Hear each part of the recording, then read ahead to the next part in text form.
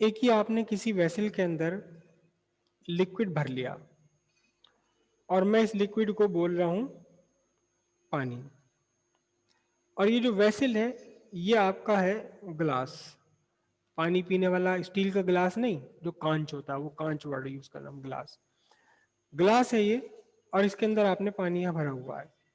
कभी आप ध्यान से देखना पानी को, अगर आप देखें ग्लास में भरे हुए, तो जहां पानी टच कर रहा है इन वॉल्स को, थोड़ा सा यहाँ ऊपर की तरफ चढ़ा हुआ होता है, बिल्कुल फ्लैट नहीं होगा, किनारे इसके थोड़े से ऊपर की तरफ ऊपर को चढ़ जाते हैं।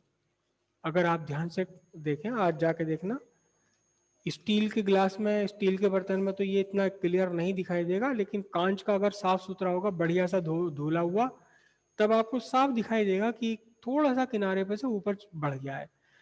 और इसी अगर पानी की जगह आप दूध का गिलास ले लें, दूध भर लें, और स्पेशली कच्चा दूध अगर आप भर लें जिसमें ऊपर मलाई नहीं मलाई कुछ भी नहीं है, तब आपको साफ दिखाई देगा कि किनारे पर ये दूध थोड़ा सा ऊपर की तरफ चढ़ा हुआ है, बीच में तो फ्लैट है लेकिन किनारों पर हल्का सा ऊपर चढ़ा हुआ है। और जो आपके दूध वाले भैया होते हैं ना, डेयरी वाले, वो इस चढ़ाव की, इसकी रंगत को देख के पहचान लेते हैं कितना पानी मिला के लाया दूध वाला।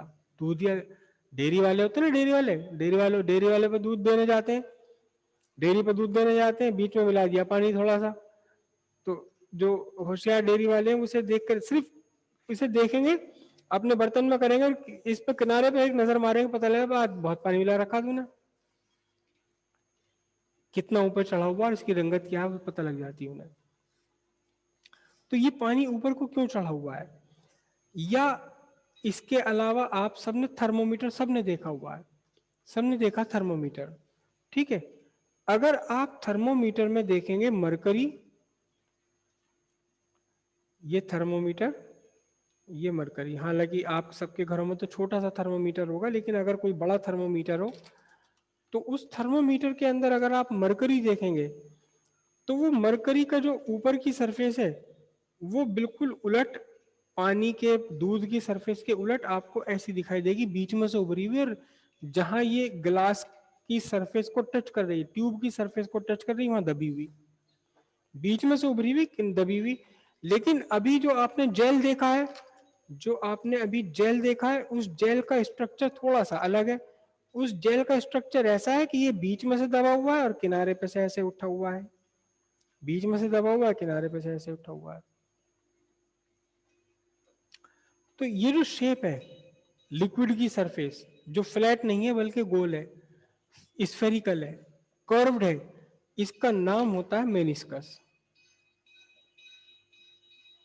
Meniscus.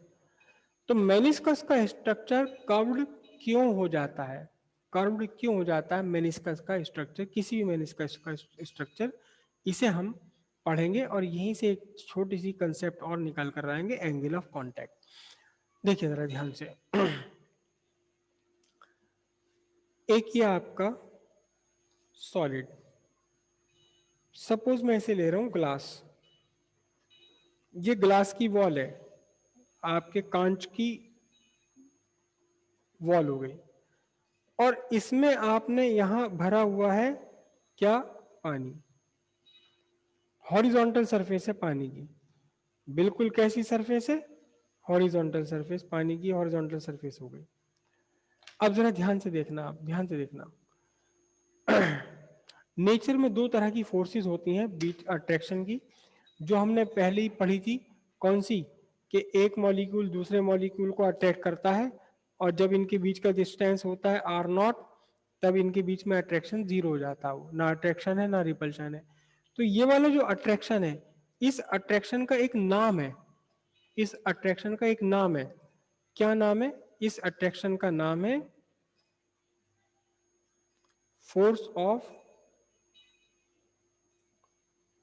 Cohesion. Force of cohesion.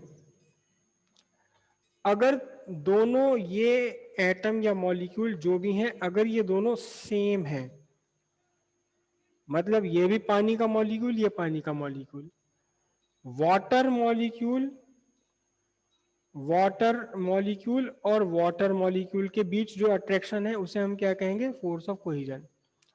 लेकिन जरूरी थोड़ी ना कि स्फीयर ऑफ इन्फ्लुएंस के अंदर कोई पानी का मॉलिक्यूल है तो जरूरी थोड़ी ना पानी के मॉलिक्यूल के स्फीयर ऑफ इन्फ्लुएंस के अंदर पानी का ही मॉलिक्यूल आएगा, कोई और भी तो मॉलिक्यूल आ सकता है, कोई और भी तो आ सकता है।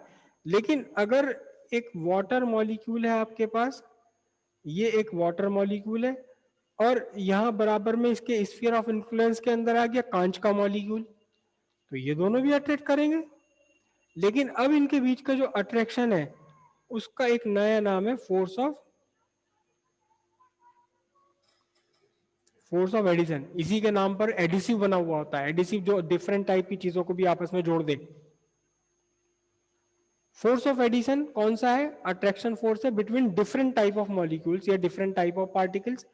फोर्स ऑफ कोहिजन कौन सा फोर्स है, force of attraction between same type of molecule. बात इतनी समझ आई। दोनों ही अट्रैक्शन की फोर्सेस हैं और दोनों ही वो वाली फोर्सेस हैं जो आपको कहा था कि न्यूक्लियस है, ये न्यूक्लियस है, इसके चारों तरफ इलेक्ट्रॉन क्लाउड है, इलेक्ट्रॉन क्लाउड है, इनके बीच में रिपल्शन हुआ, इसका अट्रैक्शन हुआ, इसका अट्रैक्शन हुआ, उन सब का रिजल्ट जो आता है वही है ये रिजल्ट। लेकिन अगर दो सेम टाइप के मॉलिक्यूल के बीच में अगर लग रहा है फोर्स तो फिर ये कही जाएगी फोर्स ऑफ कोहिजन। अगर डिफरेंट टाइप के मॉलिक्यूल्स के बीच में लग रहा है तो इसे कहा जाएगा फोर्स ऑफ एडिशन। ठीक है।